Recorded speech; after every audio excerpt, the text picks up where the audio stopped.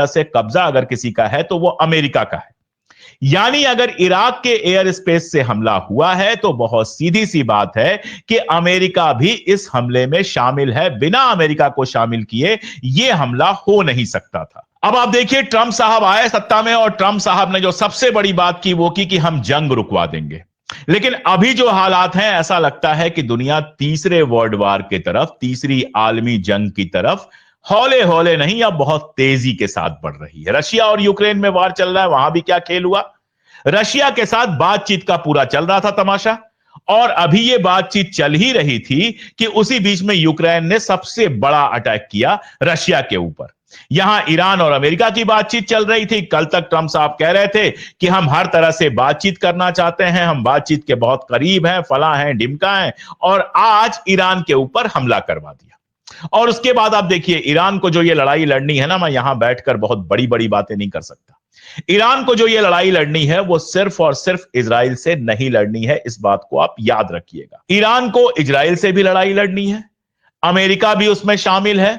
Britain से अभी खबर आई थी कि वो इजराइल की आर्मी को ट्रेनिंग दे रहा है। हमास वाली जो लड़ाई है, गजा वाली जो लड़ाई है, उसमें तो ब्रिटेन ने खुल के साथ दिया ही है, यानी ब्रिटेन से लड़ाई लड़ना है। अगर आसपास के मुल्कों की बात करें तो टर्की है, जो इस समय पूरी तरह से सेटिस्फाई होकर बैठा हुआ है। सीरिया में उसकी चल रही है, आर्मीनिया में उसकी चल रही है, हर जगह उसकी चल रही है। अमेरिका ने उसको खुली छूट दी हुई है। और टर्की इस लड़ाई में डायरेक्टली उतरे या ना उतरे, लेकिन इनडायरेक्टली निश्चित तौर पर मदद करेगा इजराइल की, वैसे ही जैसे फलस्तीन के खिलाफ मदद करता रहा है। अब आप देखिए, सऊदी अरब का तुरंत मलामत का पूरा जो होता है आ गया, मजम्मत की कि इजराइल को यह अटैक नहीं करना चाहिए था। सऊदी अरब बहुत सारी ऐसी मजम्मतें कर चुका है, फलस्तीन के लिए, बाकी जगहों के लिए, लेबनान के लिए भी कर चुका है।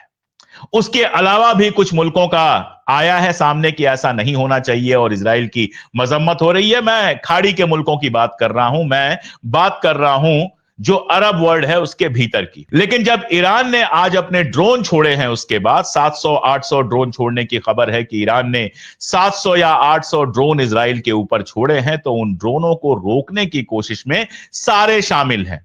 जॉर्डन ने तो अपना एयर स्पेस खोल ही दिया, सऊदी अरब में भी उन ड्रोन्स को रोका जा रहा है, बाकी मुल्कों में भी रोका जा रहा है। यानी आप एकदम समझ लीजिए कि ईरान को जो ये लड़ाई लड़नी है वो मिडिल ईस्ट में अपने पड़ोसियों से भी लड़नी है, इजराइल से भी लड़नी है, अमेरिका से भी लड़नी है, इंग्लैंड से भी लड़नी है। और मदद के नाम पर चाइना, रशिया, नॉर्थ कोरिया के जितने भी बयानात आ जाएं, कोई वहां अपनी आर्मी भेजकर मदद नहीं करने वाला है। यह बात बिल्कुल क्लियर समझ लेना चाहिए। पाकिस्तान के पत्रकार है हामिद मीर का ये एक ट्वीट आया था कि ईरान के बाद अगला निशाना पाकिस्तान बन सकता है, इसलिए पाकिस्तान को साथ देना चाहिए ईरान का। फिलहाल मैं यहां बैठ के आपको बता दूं कि पाकिस्तान भी इस जंग में नहीं उतरेगा। हामिद मीर पत्रकार हैं, जितना भी कह लें, लेकिन पाकिस्तान का जो सरमाया है, पाकिस्तान के जो हुक्मरान हैं, वो अमेरिका के खिलाफ नहीं जा सकते। अमेरिका जहां कहेगा वहीं जाकर वो खड़े होंगे। भले चाइना से उनके बहुत अच्छे रिश्ते हैं, लेकिन ना तो चाइना, ना तो पाकिस्तान, न रशिया, न टर्की, न इंडोनेशिया, जितने भी मुल्क